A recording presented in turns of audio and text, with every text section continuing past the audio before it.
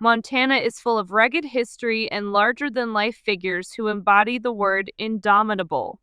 Whether drawn from real life or frontier folklore, these Montana legends reflect perseverance, grit, and a wild spirit that refuses to be tamed.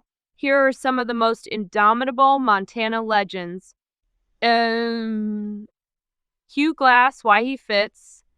Another mountain man whose legendary story of survival is etched into the land. Mauled by a grizzly bear near the Missouri River, modern-day Montana or South Dakota, Glass was left for dead by his companions. He crawled and limped over 200 miles to safety without weapons or food. Symbolism, raw survival, unbreakable will, nature versus man. Location tie, Upper Missouri River area pop culture, portrayed by Leonardo DiCaprio in The Revenant. Mary Fields' Stagecoach Mary, Why She Fits. Born into slavery, Mary Fields became one of the toughest women in the West and the first African-American woman to carry U.S. mail. Armed, fearless, and beloved in her community, she defied every expectation and stereotype. Symbolism, grit, equality, fearlessness, location, tie, cascade. Known for drinking, shooting, and delivering mail through blizzards. Sacagawea, the unseen pathfinder, Why She Fits. While her role in the Lewis Clark expedition is known nationwide, Montana holds special ties to Sacagawea. Many believe she was present during key moments as the expedition crossed the Missouri and approached the Rockies. Symbolism, guidance, intuition, unseen strength, location, tie. Three Forks legacy, a bridge between world's native and colonial, survival, and diplomacy. The Anaconda Smelter Stack, Why It Fits. Okay, not a person, but a symbol. At 585 feet tall, the Anaconda Smelter Stack is one of the largest freestanding brick structures in the world. Though the smelter shut down in the 80s, the stack still towers over the valley like a sentinel of Montana's industrial glory. Symbolism, legacy, towering endurance, man-made myth. Location, tie, anaconda. From the windswept plains to the shadowed canyons, from gold-laced rivers to ghost towns lost in time, Montana's legends endure not because they were perfect, but because they were relentless. They were rebels and riders, scouts and survivors, healers and hunters. They crossed mountains barefoot, faced down bears, buried their loved ones, raised towns from dew stand, watched them vanish again. Some wielded words, others wielded rifles, but all left a mark. Liver-eating Johnson, Stagecoach Mary, Sacagawea, Chief Joseph, Calamity Jane, and countless unnamed souls remind us the map of Montana isn't just one of places, it's one of people, etched in grit and grit. Fire. To walk the land today is to walk in their footsteps through echoes of courage, whispers of justice, and the quiet hum of a story still being written. Montana doesn't just remember its legends, it is built from them. Now we turn south, where the Rockies rise sharper, and the silver once sang through the soil.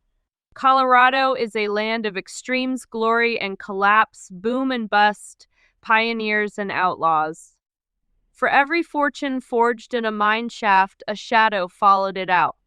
And for every voice that cried out for justice, another challenged the mountain itself. Here, legends weren't just born, they were tempered, like steel on an anvil.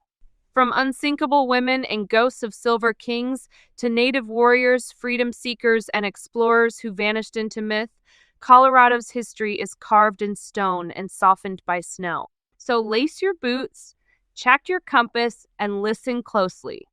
Because Colorado doesn't just tell its stories, it dares you to chase them. If you're looking for an indomitable Colorado legend, someone or something that captures the spirit of endurance, grit, and larger-than-life status, here are some powerful options to consider. A true Colorado legend, Buffalo Bill Cody Showman of the American West, why he fits. Though born in Iowa, Buffalo Bill chose to be buried in Colorado on Lookout Mountain. His Wild West shows shaped how the world viewed the American frontier, part myth, part marvel. Legacy, legendary scout, entertainer, and icon of Western folklore. Location tie, Lookout Mountain. The unsinkable Molly Brown was a socialite, activist, and Titanic survivor. Her nickname, the unsinkable Molly Brown, reflects her indomitable will and fierce advocacy for women, miners, and disaster survivors alike. Survived the Titanic, ran for U.S. Senate before women could vote, helped organize Survivor Aid. Poker Alice, Ivor's Wild West sharpshooter gambler. Ann Toother, formidable woman. Poker Alice was a cigar-smoking, gun-carrying, gambling legend of the Wild West. She dealt cards with the best of them across Colorado mining towns and didn't take disrespect from any one man or woman. A fearless and independent frontier woman. Next, consider Colorado herself, the indomitable landscape. The Rockies, 14ers, and Red Rocks all speak of a land that resists, towers, and reshapes everything around it. If you're going mythic or poetic, Colorado's very terrain could be your indomitable legend. We'd looked at the words in the text, followed the phrases, decoded the poetry, and chased the rhythms of the riddles. But now it's time to shift gears. Let's turn our attention to something often overlooked, yet hiding in plain sight: the chapter titles. Each chapter, each story has a name that feels almost whimsical, clever. Titles like Treasure Trail, The Snout Scout, The Sleep Study, The Aft Assault. At first glance, they're just catchy headlines. But look again. Patterns emerge, double letters, alliteration, repeated structures. Could these chapter titles be more than just literary flair? What if each one is a piece of a hidden message? Should we list them alphabetically? Should we look at just the first letters? What if the repeating letters form a key? Could this be a code or even an anagram waiting to be solved? And then there's the bigger question: how many chapters are there in total? How many individual stories? So here's where things start to get interesting. I counted the sections excluding the legal lowdown and landed on a number that sparked some. And I wasn't the only one. It was actually mentioned in one of Froggy's videos, and that number is 52. Now, why does that matter? Well, 52 isn't just a number, it's a framework, a complete set, a cycle. Just think, there are 52 weeks in a year, 52 cards in a standard deck, 52 distinct combinations in base pair encodings. Could each section represent a card in the deck? Could the order be tied to a calendar week, a date, or even a seasonal rotation? Or what if it's a shuffle? Are we supposed to deal the chapters into suits? Into hands? Is there a joker hiding in the text? What if the chapter titles themselves form a deck, and our job is to recognize which cards are face up hand, which ones are left in the stack? While we've been counting clues and chasing chapters, another kind of 52 waits in the stars. Let me introduce you to Messier 52, or M52, a dazzling open star cluster located in the northern constellation of Cassiopeia. It sits roughly 5,000 light-years away, a dense gathering of hundreds of stars born together, glowing together, still holding the memory of their shared origin. Discovered by Charles Messier in 1774, it became the 52nd entry in his famous catalog of celestial objects, things that looked like comets but were, in other words, deceptive light. False fire, something that seemed like one thing but turned out to be another. Sound familiar?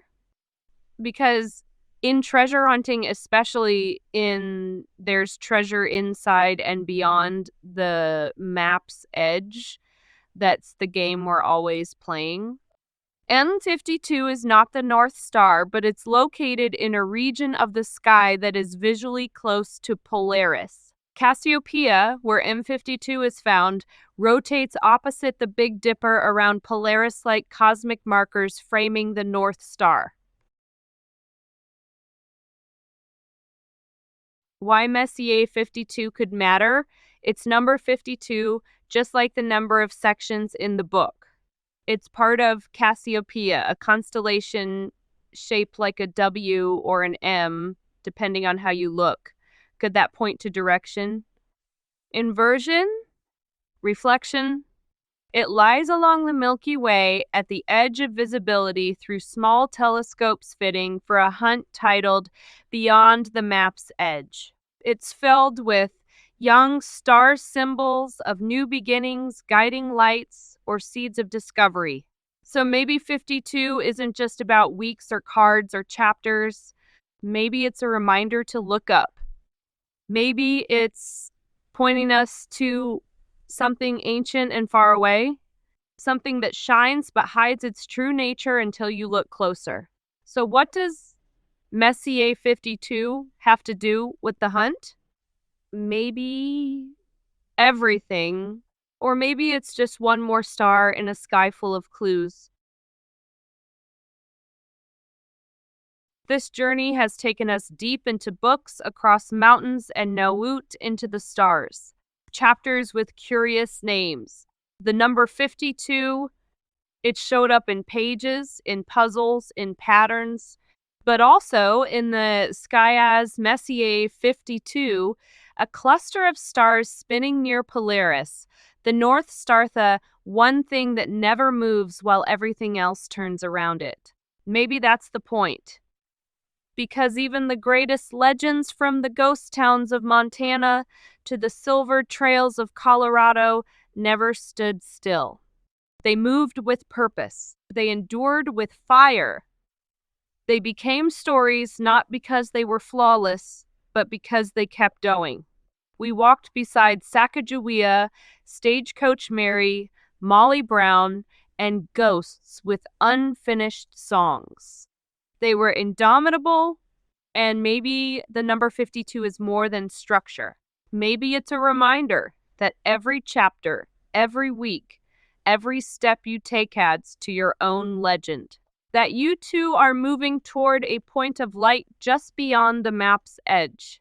So follow the patterns, chase the stories, count the clues, but never forget to look up. Because whether it's a card, a chapter, or a constellation, somewhere in the mix is the treasure.